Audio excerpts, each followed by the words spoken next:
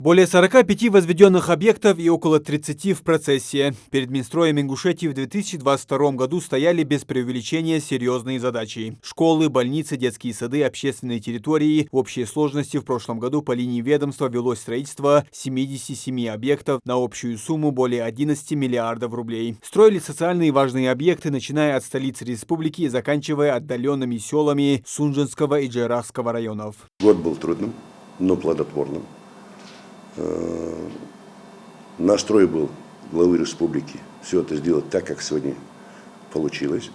Но я думаю, у нас задел хороший. В финансовом плане, если сказать, это порядка 11,5 миллиардов. По всем программам 98-100% войдет. Получилось у нас даже проавансировать, где нет возможности, мы деньги проавансировали. Почему? Потому что быстрее, четко, что остаток закончится. Переходящие объекты, которые есть, и которые Москва нам предложила. Даже, я не скрою, Москва нам предлагала 12 объектов перенести на тот год. Мы просто сказали, не будем переносить. 5 объектов только будем переносить, и то под вопросом. Также в регионе провели масштабные работы по капитальному ремонту школ. 13 образовательных учреждений изменились до неузнаваемости. От прежних альма-матера остались лишь несущие стены. Все остальное обновили. Начиная от внутреннего двора, фасада и крыши, заканчивая оборудованием, мебелью и вентиляцией. Капитальный ремонт на миллиард рублей с лишним. Планы 16 школ тоже ремонтировать. Их очень много. Порядка 60 школ. Это проект, дополнительный проект по приказу Владимира Владимировича Путина по линии капремонта школ. Только за один 2022 год в Ингушетии построили больше объектов, чем за трехлетний период с 2015 по 2018 годы. В основном работа проводилась в рамках национальных проектов. И мы здесь анализировали прошедшие 16 и конец 2018 года. Посмотрели, какие объекты построены были за прошедшие 3 года до нас. Мы посмотрели, у них объектов построено всего, вот прошедшие те года, я не хочу обвинять, но они тоже делают, время другое сейчас, спрос другой, поэтому у них получилось 35 объектов, за 3 года построено. Если сегодня посчитать, у нас в этом году 76 объектов, из них 46 даточных, это очень много. А построили мы за 3 года 55 и плюс эти. Вот посчитайте, сколько получается. За что? Те, которые остались по каким-то причинам, объекты, мы их тоже довели. Это порядка 9 объектов. Порядка 30 объектов строилось в регионе в рамках реализации национального проекта «Образование». На эти цели было направлено почти 7 миллиардов рублей. 21 школу сдали в прошлом году, еще 6 планируется сдать в текущем. Новые общеобразовательные учреждения появились в Карабулаке, Сунже, Назрании, сельских поселениях Алиюрт, Верхние Ачулуки, Яндри, Далаково, Альгетти, Барсуки и Кажево. Одно из таких под конец года открывали при участии Махмуда Али Калиматова. Все это не было бы возможно без поддержки федерального центра, не раз отмечал руководитель республики. Землю администрация выделила, остальное, все, что есть, это выделяет федеральное министерство строительства или правительство в целом России. И самое главное, это все по указу президента. Мы все делаем. Нацпроекты – это лично его контроль. Потом демография. Образование – это проекты, национальные проекты. И мы все идем. И я вам скажу, что если бы не было, давайте так скажем, 12 миллиардов денег нам выделили, уже выделили на социальные объекты. Я имею в виду и школы, и детские сады, и все. Мы чарда дорвались. Давайте. А вы должны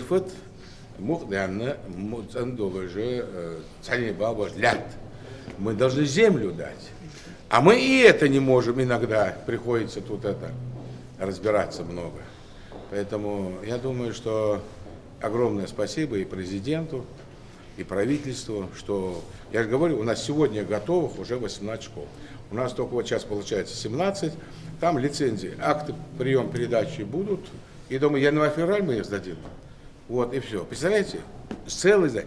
Но я подчеркиваю, детям-то хорошо, а еще в каждой школе до 100 работников. Благодаря дополнительной финансовой поддержке Федерального центра в Ингушетии снята угроза срывов сроков строительства детсадов и общеобразовательных учреждений. По всей стране было секвестрировано 10%, в нашем случае это оказалось 1,6 миллиарда рублей. Все проблемные вопросы по объектам образования были проработаны руководством республики в оперативном порядке. И для реализации национальных проектов образования и демография Ингушетии дополнительно выделили более 3 миллиардов рублей. Это очень большой труд, чтобы их деньги мы получили.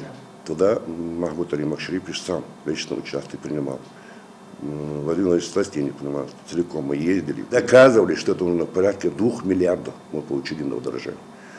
Но я могу похвалиться этим. Почему? Потому что на сегодняшний день субъекты больше половины не получили эти деньги. Помимо этого мы получили секвестр 986 миллионов.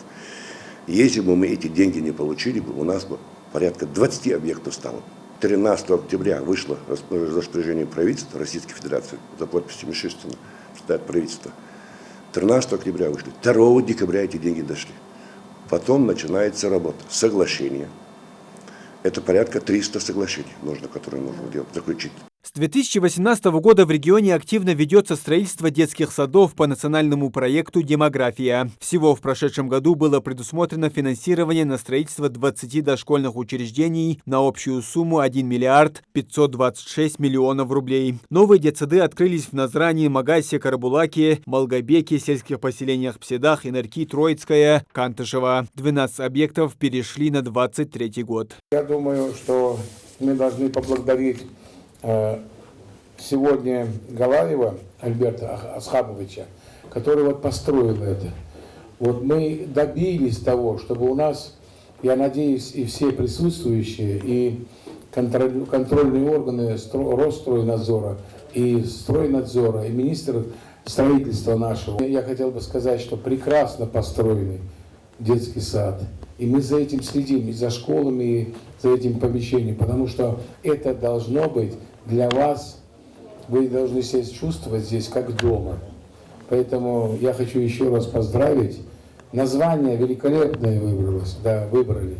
Звездочка. Вот надо нам, чтобы как небо звездами покрылось, чтобы мы детских садов вышли. Луна, звездочка, лучи солнца. Каких у нас только детских садиков нет. Мяр шалчо, могу шалчо. Дал эту блоку. А хочу пожелать коллективу терпения, еще раз терпения и еще раз любовь к детям.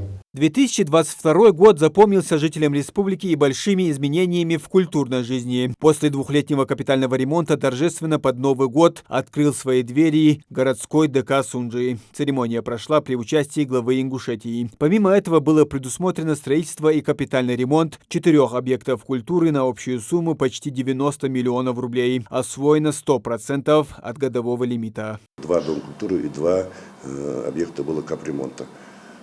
Их мы закончили полностью. Это Датых, это Гайбекюрт, это Пседах и Ачелаки. Мы 2 отремонтировали капитально, а 2 этого года лимит полностью закончили. Остаток по 9 миллионов на 2 домах культуры осталось.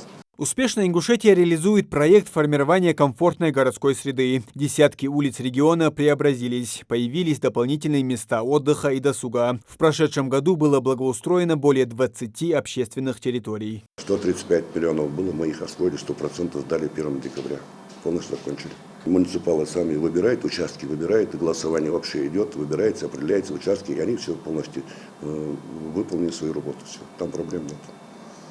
Территории, где по географии, я не могу точно сказать, где это. Это может Назрань, это Назркот, районный центр, все села, где выбирают жильцы сами.